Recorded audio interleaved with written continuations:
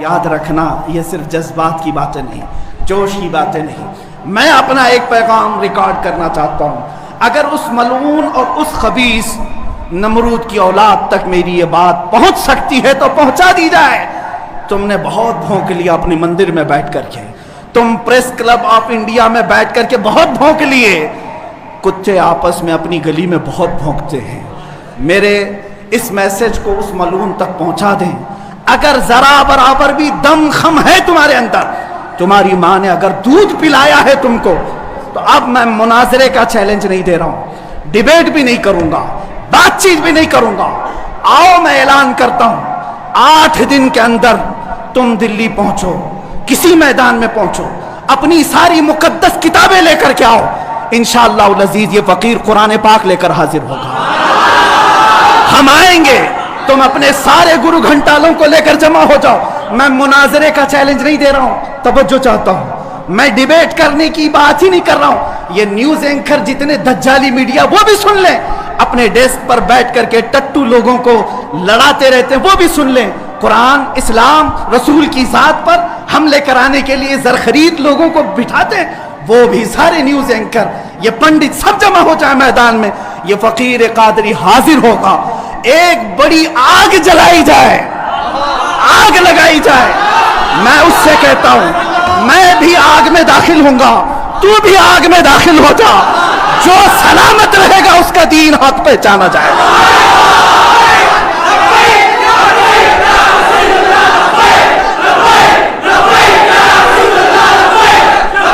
بہت ہو گیا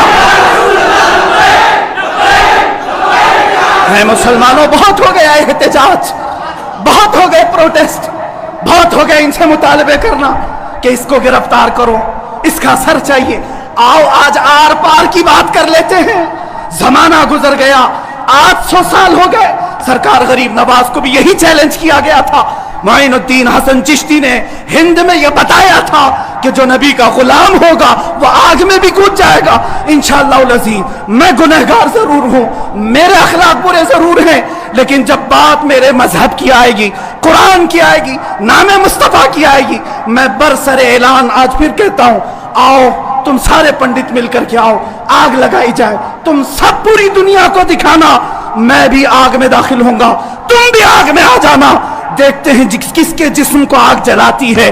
اگر میں سلامت رہا تو میرے دین کی بات ہوگی، اور انشاءاللہ العزیز مجھے یقین کامل ہے کہ اگر آگ پر بھی کسی کا حکم ہوتا ہے تو صرف میرے رب ذوالجلال کا ہے، میرے رب ذوالجلال کا ہے. بس اسی بات پر میں اپنی گفتگو کو ختم کرتا ہوں. اب احتجاج نہیں، اب پروٹیسٹ نہیں، سیدھے آر پار کی بات، میری یہ بات پہنچا دی جائے.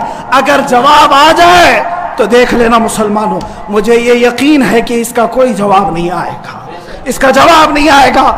ہجڑوں کے پاس اس طرح کی کوئی بات کا جواب نہیں ہوتا. ان کی ماؤں نے اتنا دودھ ہی نہیں پلایا. یہ زرخرید اپنے علاقے میں بیٹھ کر کے بھونک تو سکتے ہیں، لیکن آؤ مباہلے کی میں دعوت دے رہا ہوں، مباہلے کی دعوت. قرآن نے بھی میرے مصطفیٰ کو مباہلہ کرنے کا حکم دیا تھا.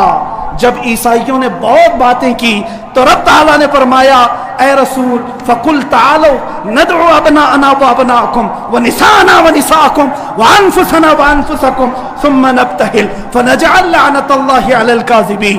اے رسول ان کو بلا لیں، آپ اپنے بیٹے بیٹیوں کو لے کر کے آئیں، اپنی عورتوں کو لے کر کے آئیں، اور خود جائیں اور ان سے بھی کہیں کہ تم بھی اپنے بیٹے بیٹیاں لے آؤ، اپنی عورتیں لے آؤ. بیٹھیں گے میدان میں، اللہ سے دعا کریں گے کہ جو جھوٹا ہے اس پر لعنت بھیج. اتنا ہی میرے آقا کو حکم آیا تھا. حضور گئے نجران کے عیسائیوں کے پاس، چلو بلاؤ، مباہلہ کرتے. ایک مناظرہ ہوتا ہے جو ڈیبیٹ کیا جاتا ہے، مباہلے میں ڈیبیٹ نہیں، سیدھے میدان میں، عمل کے میدان میں بات نہیں کی جاتی. حضور آئے کس کو لے کر؟ سیدہ کائنات فاطمہ الزہرا، حسن مجتبیٰ کو، حسین اعظم کو، مولا علی کرم اللہ وجہہ کریم کو. 5 لوگ آئے تھے. نجران کے عیسائیوں نے پہلے تو مان لیا تھا چیلنج. جب یہ نورانی چہرے دیکھے تو عیسائیوں کے ایک بوڑھے پادری نے کہا اے نادانو، کس کو تم نے مباہلے کے لیے بلا لیا؟ اگر اس رسول نے ہاتھ اٹھا دیا تو قیامت تک تمہاری نسلیں باقی نہیں رہیں گی. اور مجھے میرے مصطفیٰ کے اس مباہلے کی برکت سے یقین ہے، لیکن میرے مصطفیٰ کی نسبت میرے ساتھ موجود ہے، میرے پیر و مرشد کی نسبت میرے لیے کافی ہے۔ انشاءاللہ العزیز مباہلے کے لیے فقیر حاضر ہوگا، جواب آ جائے اے سنی مسلمانوں انتظار کرو، اب لڑائی آر پار کی ہو جاتی، دیکھا جائے گا کس کا دین حق ہے، کس کی کتاب حق ہے، کس کا رسول حق ہے، اسی بات پر خاتمہ ہوگا۔ وآخر دعوانا الحمدللہ۔